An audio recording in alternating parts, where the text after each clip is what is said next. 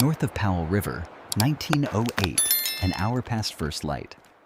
A hand faller sets a springboard into a notch cut above the swell of a Douglas fir, works the plank until it seats against the wood, and steps up onto it, caulked boots gripping the spring-dry surface 8 feet above the ground.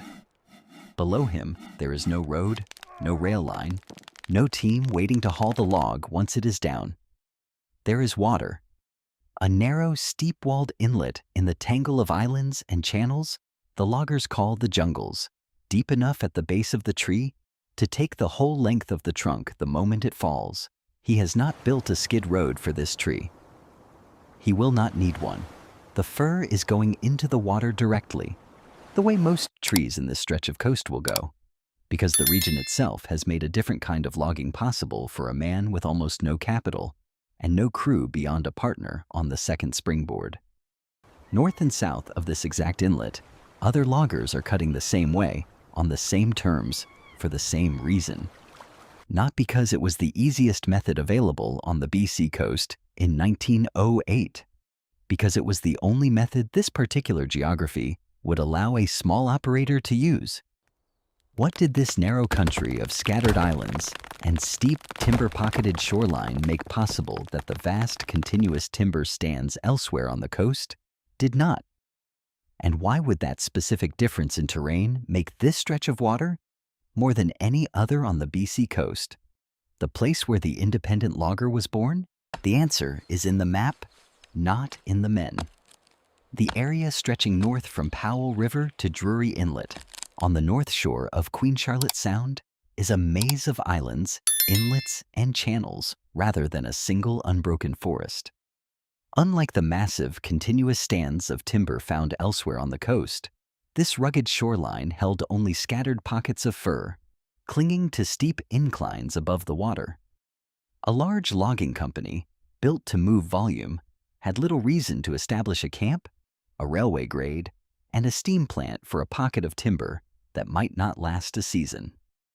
A small operator, working with an axe, a saw, and no fixed overhead, could work exactly that kind of pocket and move on to the next inlet once it was cut out. The tool set this method required was specific, not primitive. The double-bitted axe, in general use on the coast since the 1870s, gave a faller 2 sharpened edges, one kept fine for the undercut, one used harder against knots and bark. Without the delay of resharpening mid-tree, the springboard, wedged into a notch above a fir's flared base, let a pair of fallers work above the swell of the trunk, where the wood cut cleaner and the tree could be dropped with more control over where it would lie. A 2-man crosscut saw, which came into wider use on the coast roughly a decade after the double-bitted axe, let the same pair take the tree down without the axe alone. None of this equipment could move a fallen log a single foot once it was down and out of reach of the water. That was a separate problem. And for the first years of hand logging in the jungles, the water solved it for free. Before we go further, if this kind of documentation is what you've been looking for, consider subscribing. Every video on this channel goes into one specific element of Canadian logging history: the tool, the terrain, and the specific working knowledge that moving timber out of Canadian coastline and interior forest built into the people who did it. Not spectacle. The documented working intelligence of an industry that started on this stretch of coast with 2 men, an axe, and a stretch of water deep enough to take a tree.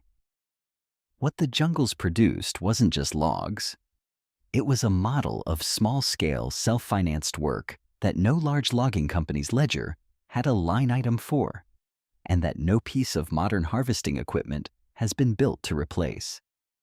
And if someone in your family hand-logged this coast, ran a skid road, or held one of the last hand-logging licenses issued in BC, put it in the comments. What did they tell you about reading a tree before it fell? This is the first video in a longer look at how the BC coast's independent logging tradition changed, tool by tool, from the axe to the chainsaw. Back on the shoreline, the falling into water method solved the first problem. moving a felled tree the last few feet to deep water. But not every fir in the jungle stood close enough to shore to fall directly into it. What happened to the timber that grew back from the water, on ground no springboard and no crosscut saw could deliver to the beach on its own? And what did the men working this coast bring in to solve a problem the water could not solve for them? As the accessible foreshore timber in a given pocket of the jungles was cut out, hand loggers had to reach further back from the water. And a felled tree standing 100 yards inland could not be floated to a mill on its own. The solution, on this coast, as on logging operations elsewhere in British Columbia, was the ox team. Teams of up to 14 oxen, yoked together, were put to hauling 4 or 5 logs at a time over skid roads, built from cross logs laid a couple of feet apart and greased to reduce friction. The animals did not need to be fast. They needed only to keep a steady pull on a load that could weigh many tons over a road built by hand through standing timber and cleared brush. 3 roles worked alongside the ox team on a skid road: the bull puncher, who drove and coaxed the animals; the pigman, who chained the logs together into a haulable load; and the skid greaser, whose task was exactly what the name describes: keeping the skids slick enough that the load would move. Oxen were strong, but they were also, by the account of loggers who worked them, stubborn past the point that cursing or a goad stick could change. An animal that had settled into its own plodding pace kept that pace regardless of what the bull puncher wanted from it. This was not a fast system, and it was not, by later standards, an efficient one. It was, however, a system a small operator could assemble without capital beyond the animals and the chains. Which is the reason it persisted in the jungle's years after larger operations elsewhere on the coast had moved to other methods for hauling their much larger volumes of timber. What eventually replaced the ox team on this coast? And why would that replacement change not just the speed of the haul, but the entire economics of who could afford to log this shoreline at all? Oxen on the BC coast were, in time, replaced by horses, faster animals, and, by the account of the men who worked with both, considerably easier to reason with on a bad day. Horses in turn gave way, beginning in the 1890s, to steam. The first steam-powered yarder on the coast was put into service in 1892 at the Victoria Lumber and Manufacturing Company's operation in Chemainus, and within a decade steam donkeys and small steam locomotives, one of the earliest, a converted engine nicknamed Old Curly, was logging out of Surrey in the late 1880s ahead of standard steam yarding, were doing the work that had taken teams of animals and several men to do by hand. For the large logging operations working the coast's bigger, continuous timber stands, this was the obvious direction. Steam could move more wood, faster, over a purpose-built railway grade, and the economics of a large stand justified building one. For the jungles, the calculation did not work the same way. A steam plant and a length of narrow-gauge rail were a fixed cost that made sense against a large, predictable volume of timber. Against a scattered pocket of fir on a steep island shoreline, cut out potentially within a season, that fixed cost made no sense at all. The hand logger's toolset survived here specifically because the terrain that had made hand logging necessary in the first place also made the alternative uneconomical. What an experienced hand logger in the jungles carried, after years of reading this particular coastline, was not written in any company manual. It was the specific judgment of where a fir's lean and its position above the water meant it could go in whole, where it needed to be bucked first, and where the ground behind the beach was firm enough to risk a short skid road rather than write the tree off as unreachable. None of this was measured. It was carried in the hands and the eye of a man who had felled several hundred trees on ground exactly like it. What happened when the coast's biggest timber worked by steam and rail, began to run out. And what did that mean for the specific stretch of shoreline that had never depended on either in the first place? The construction of the Canadian Pacific Railway through the 1880s had created, for the first time, a transportation link between BC's coast timbers and eastern Canadian markets, and the resulting demand pulled large logging operations toward the coast's biggest, most continuous stands, worked increasingly by steam and rail. The jungles, by contrast, supported an entirely different kind of operation, not a camp of dozens of men housed in bunkhouses around a company cookhouse, but a hand logger's shack on the shoreline, a small boat for getting to and from the timber, and, depending on the man, a partner or a family living alongside the work rather than separate from it. This was not a lesser version of company logging. It was a different economic structure entirely, one that did not require the capital a rail grade or a steam plant demanded, and that consequently could not be shut down by the same forces that eventually shut down a rail camp when its stand of timber ran out. A hand logger's operation ended when the fire immediately around his shack was cut out, at which point he moved his shack, his boat, and his tools to the next inlet in the Nias and started again. The work carried real physical risk that no romantic account of it should obscure and no dismissive account of it should minimize.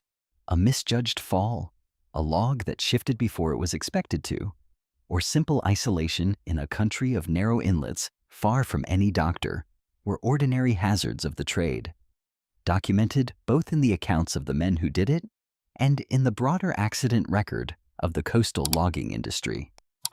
By the early 20th century, then, the BC coast held two logging economies operating side by side on the same coastline, under two entirely different sets of assumptions about capital, scale, and risk. What eventually brought those two economies back together and gave the small operator in the jungles a set of tools that could compete directly with the company operations that had always been able to move more wood faster? The change that eventually reunited the two logging economies of the BC coast did not come from the jungles itself. It came from the wider adoption, beginning in the 1920s, of the internal combustion engine, gas and diesel machinery that began replacing steam power across the BC logging industry as a whole. The most consequential result of that shift, for a small operator working scattered timber on a steep island shoreline, was the arrival of the logging truck.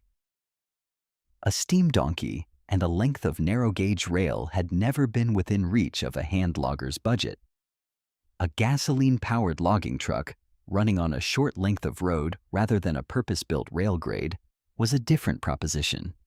Roads were cheaper to build and easier to abandon than rail lines once a stand of timber was cut out, closer in cost structure to the hand-built skid road than to a company railway.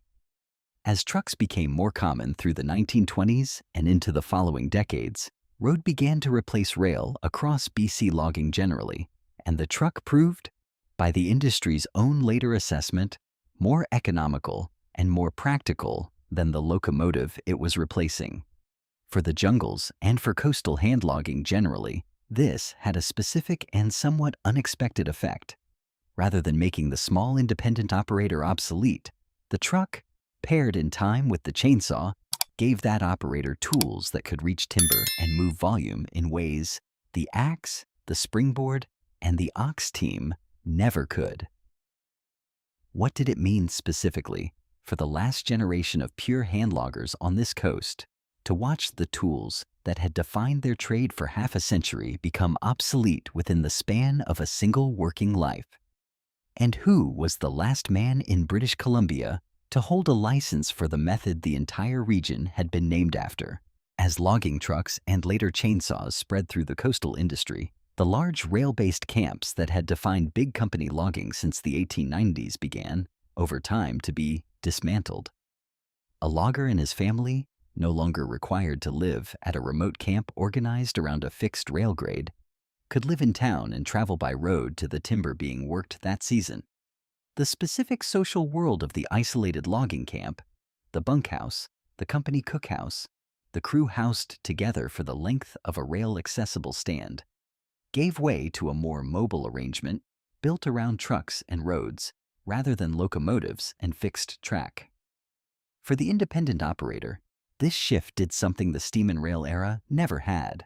It lowered, rather than raised, the capital threshold for competing directly against larger operations. A truck and a chainsaw cost less and required less fixed infrastructure than a steam donkey and a rail grade ever had. Closer, in that respect, to the axe and the ox team than to the machinery that had displaced them. The independent logger, whose economic niche in the jungles had depended for decades on terrain too scattered and too small scale for company logging to bother with, became for a period a genuine competitor across a much wider stretch of the coast, using tools built for exactly the kind of small capital operation the jungles had pioneered. The old method, the springboard, the double-bitted axe, the ox team on a greased skid road, did not disappear the moment the truck arrived. It persisted, in a narrowing set of circumstances, for another 2 decades, worked by a shrinking number of men on ground the truck and the chainsaw had not yet reached. What was the specific endpoint of that persistence, and what did it cost the last man who held a license to do it? In 1940, a logger named Nick arrived in Powell River and was issued British Columbia's last hand logger license. By that point, trucks and chainsaws had already reshaped most of the coastal industry the jungles had helped create half a century earlier. Nick's license authorized exactly the method this stretch of coast had been known for since the 1880s, felling timber without company backing or mechanized hauling on ground still too steep and too scattered for anything else to reach economically. The documented record of Nick's work gives a precise sense of what that method still demanded, even in its final years. Some of the logs he worked measured up to 138 feet in length.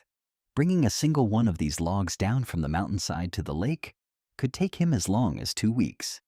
A timeline that had nothing to do with inefficiency and everything to do with the physical reality of moving timber of that scale by hand on ground a truck could not use. The risk that had always attended this work had not diminished with time. On one documented occasion, Nick was pinned beneath a log for 26 hours before he was able to free himself. Nick worked largely alone. The specific knowledge that a career of hand logging built into a man, how a particular fir would lie once cut, which slope would carry a log and which would not, how to free himself from beneath one when a plan failed, existed, by the end, in exactly one license holder on exactly this stretch of coast, and nowhere else in the province. What did it mean that the method the jungles had made necessary and famous ended not with a company decision or an industry announcement, but with one man's license? The last one BC ever issued for a form of logging that had, at its outset, made an entire regional economy possible? The jungles is documented today as the birthplace of BC's independent logger, a title earned not by the size of the timber it held, which was modest compared to the coast's larger stands, but by the specific economic conditions its terrain created. A place where a tree could be felled straight into deep water with almost no capital, where the method that followed from that single fact shaped an entire regional identity, and where the eventual arrival of the truck and the chainsaw did not erase that identity, but transferred it onto new tools built in spirit for the same kind of small-scale operator. If this channel is going to keep documenting what was in these tools, these roads, and the men who worked them, subscribe. There are more regions, more transitions, and more specific working knowledge that lived in one man's hands and was never written down anywhere else. What the jungles produced wasn't just an industry. It was a working model for what a person with almost no capital and a hard piece of coastline could still build. A model that outlasted the axe and the ox team that first made it possible.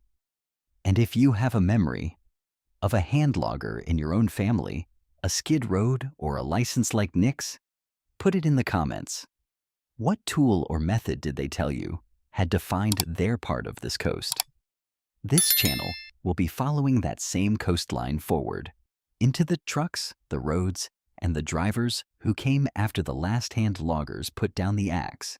British Columbia issued its last hand logger license to Nick in Powell River in 1940. What the license authorized? Exactly the method the jungles had used since the 1880s. A tree felled directly into deep water, moved with no more equipment than an axe, a jack, and, when the ground demanded it, a 2-week effort to bring a single 138-foot log down a mountainside.